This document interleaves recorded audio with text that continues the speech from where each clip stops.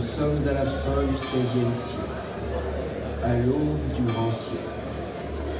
Un XVIe siècle marqué tant par les renaissances en provenance d'Italie que par les déchirures, les terribles guerres de religion qui opposèrent catholiques et protestants et dont l'apogée fut marquée par la fameuse nuit du 24 au 25 août 1572, la nuit de la Saint-Barthélemy, durant laquelle plus de 3000 protestants furent massacrés.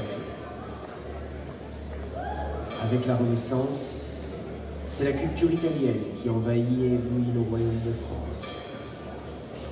Parmi ces coutumes italiennes se développe alors l'art de l'escrime, un art noble, un art criminel, qui servait à régler les querelles quelles qu'elles fussent, du simple regard en croix à la plus cruelle des vengeances. Ainsi, le royaume de France vit avec l'apparition de l'escrime une recrudescence des duels à mort sur tout le territoire.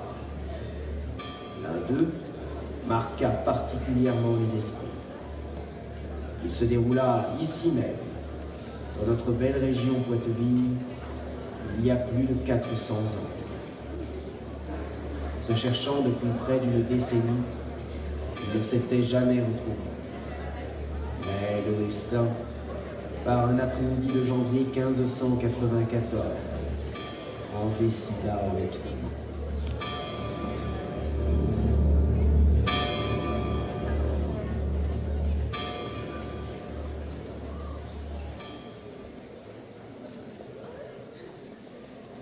Salut, madame, par ce glacial après-midi de janvier.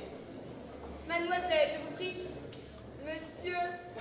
Monsieur de Château-Noir, Armand pour vous servir. De Château-Noir. Comme c'est étrange, j'ai l'impression d'avoir déjà ouï ce nom quelque part. Non, sans doute. Il est vrai que j'ai eu une réputation témoin déplaisante, c'est un fait. Mais à qui ai-je donc l'honneur? Justine de Mauclair. Justine de Mauclair, dites-vous. Tiens. Comme nous nous retrouvons, n'est-il pas?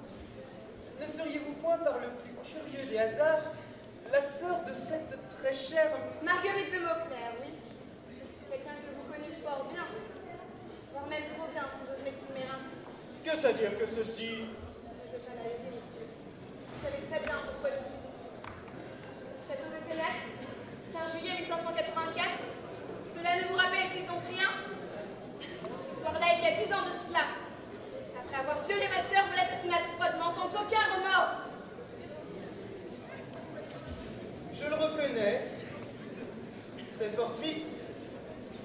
Mais j'avoue n'en avoir toujours aucun d'ailleurs. Attendez, si, j'en ai bien. Après avoir violé, puis assassiné votre caste sœur, comme vous dites, je regrette de n'avoir pu traîner le cadavre pestilentiel de cette catin dans les douves, à la merci des loups, des vers, des rats et de tous les autres charognards du même acabit. Comme une huître. De même avec votre vieille carcasse décharnée. Oh, voyez-vous cela, comme tout cela est touchant. La sœur qui vient venger l'autre. Oh. Mais ne vous méprenez point, voyons.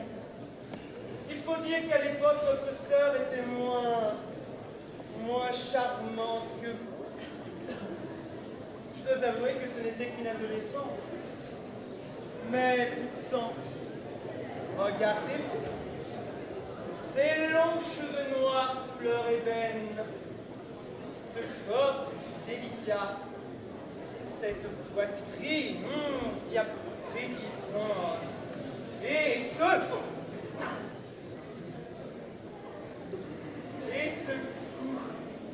Prenez garde, madame, que quelqu'un ait envie d'y croquer.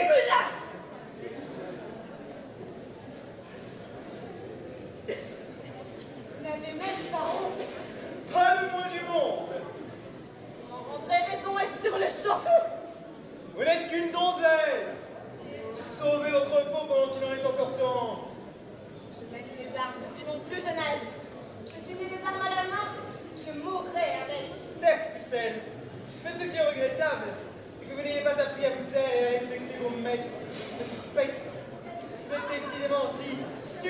facile que la catin que fut notre sœur. Réglons cela ici même, si vous le voulez bien, et sur l'heure.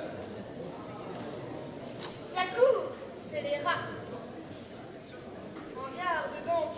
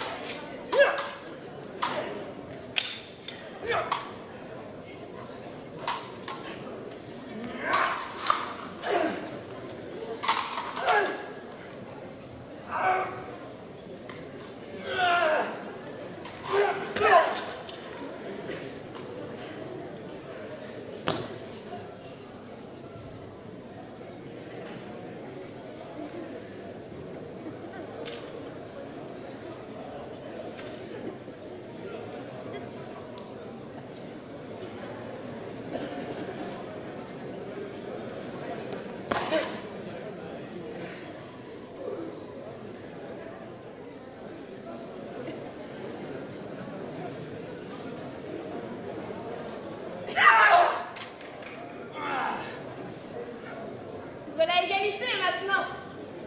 Ah, mais vous le prenez sur ce ton. Eh bien, dans ce cas, passons aux choses sérieuses.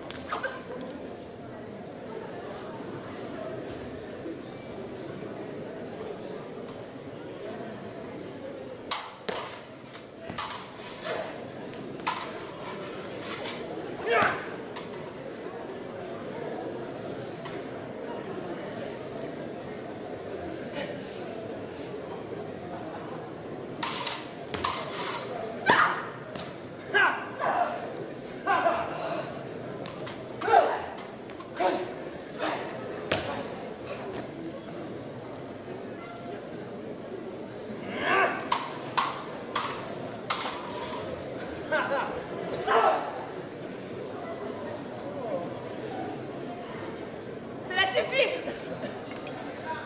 Ce combat n'en a que trop duré. Finissons-en et au plus vite. Soit, madame, puisqu'il en est ainsi, finissons-en. Et au plus vite.